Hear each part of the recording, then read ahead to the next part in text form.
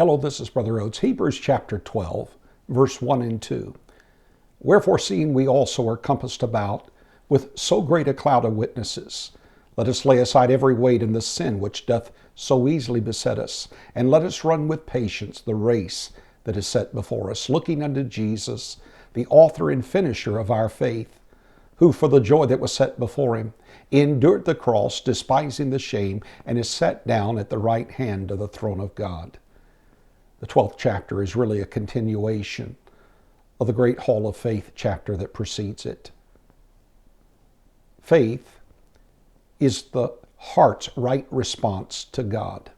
Hebrews chapter 11 and verse number 1. Now faith is the substance of things hoped for, the evidence of things not seen. This book was written to Hebrews to encourage them in their race of faith and not to be discouraged. Paul would write to the Christians at Galatia and put it this way.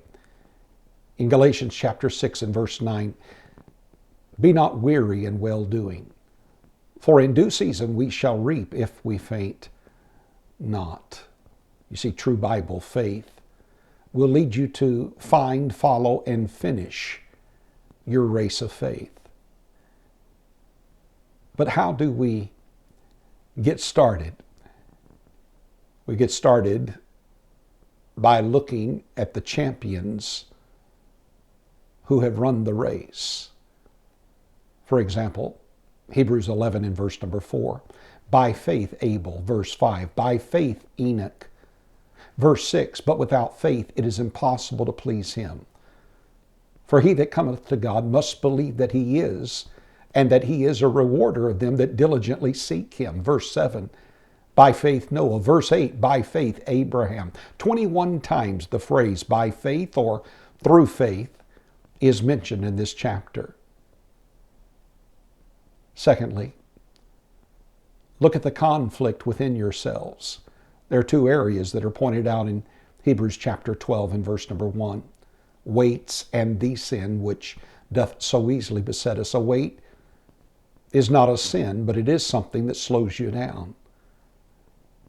The sin which doth so easily beset us in the context is really the enemy of faith, which is doubt, and that is all of our besetting sins. But a besetting sin is more than that. It is really anything that you struggle with or wrestle with. And how do you get the victory? By looking to Christ. Verse 2 says, looking unto Jesus, the author and finisher of our faith. Philippians chapter 4.